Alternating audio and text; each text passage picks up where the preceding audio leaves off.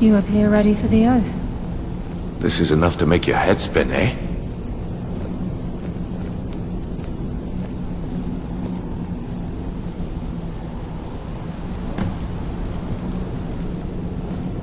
I think we should trust the lass and take the deal.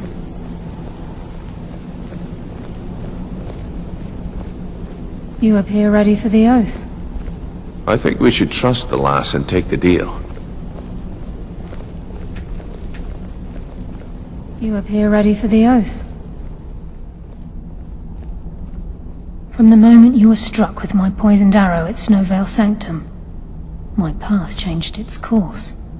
Perhaps I couldn't bring Mercer back alive, but together, we were able to clear my name and to put Gallus's memory to rest.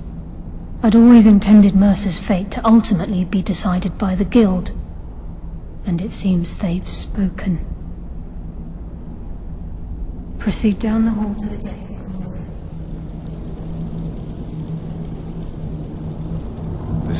Okay, lass. We've got this together, so...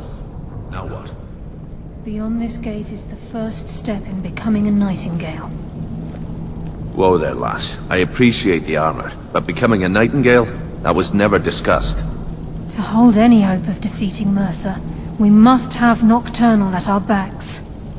If she's to accept you as one of her own, an arrangement must be struck. What sort of arrangement? I need to know the terms. The terms are quite simple, Brynjolf. Nocturnal will allow you to become a nightingale and use your abilities for whatever you wish. And in return, both in life and in death, you must serve as a guardian of the Twilight Sepulchre. Aye, there's always a catch. But at this point, I suppose there isn't much to lose. If it means the end of Mercer Frey, you can count me in. What about you? Are you ready to transact the oath with Nocturnal? Good. After I open the gate, please stand on the western circle. Time's wasting, and Mercer's still out there. Let's get this show on the road.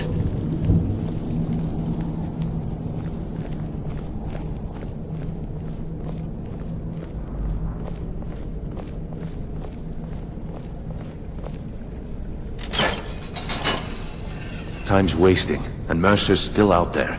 Let's get this show on the road.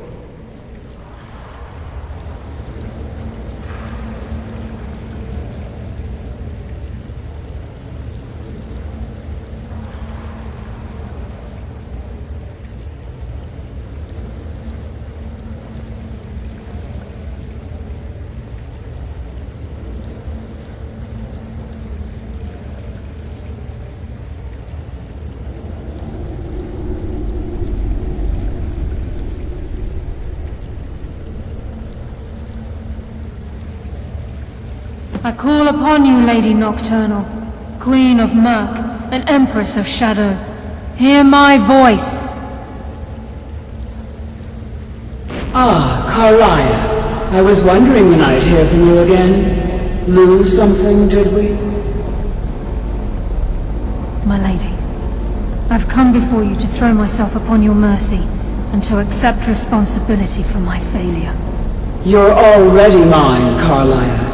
Your terms were struck long ago. What could you possibly offer me now? I have two others that wish to transact the oath, to serve you both in life and in death. You surprise me, Carlia. This offer is definitely weighted in my favor. My appetite for Mercer's demise exceeds my craving for wealth, Your Grace. Revenge. How interesting. Very well. The conditions are acceptable. You may proceed. Lady Nocturnal, we accept your terms. We dedicate ourselves to you as both your avengers and your sentinels. We will honor our agreement in this life and the next until your conditions have been met. Very well. I name your initiates Nightingale, and I restore your status to the same, Carlisle. And in the future, I'd suggest you refrain from disappointing me again.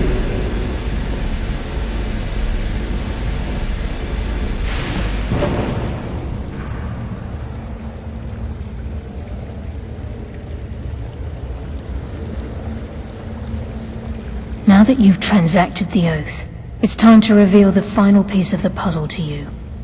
Mercer's true crime. Mercer was able to unlock the Guild's vault without 2 keys because of what he stole from the Twilight Sepulchre, the skeleton key. By doing this, he's compromised our ties to Nocturnal and, in essence, caused our luck to run dry.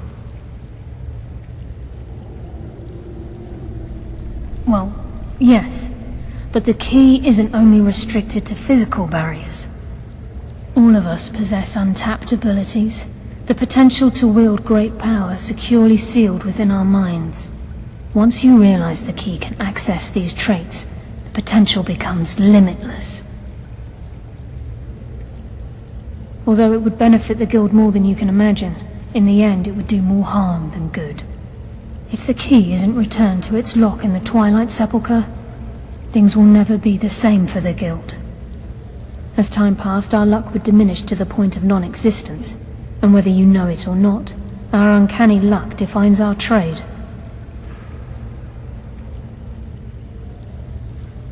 Very true.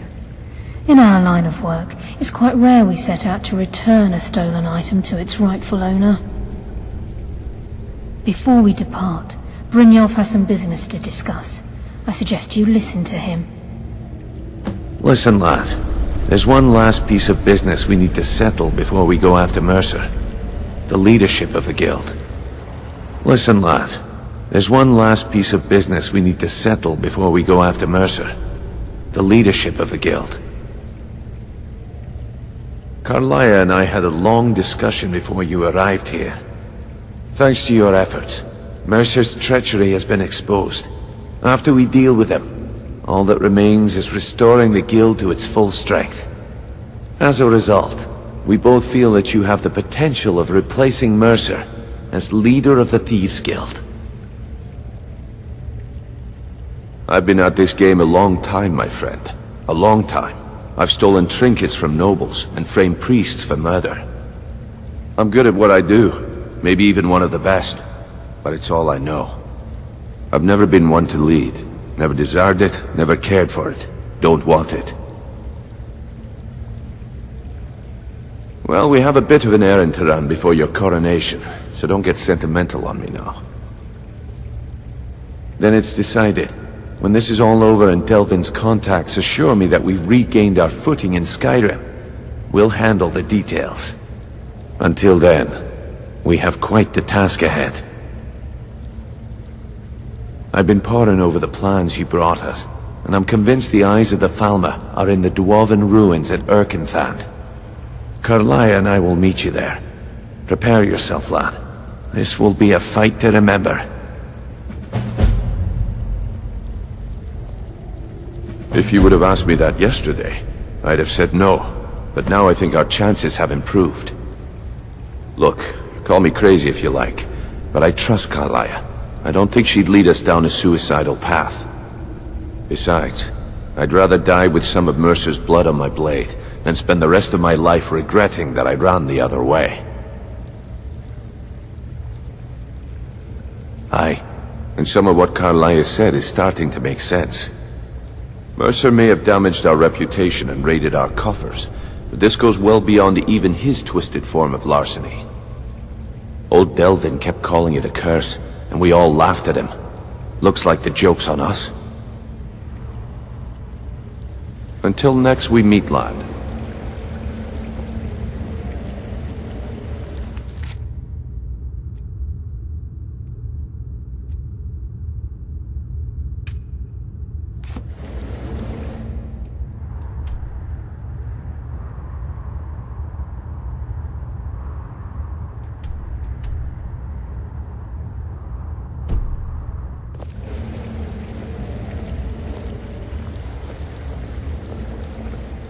Sorry, lad.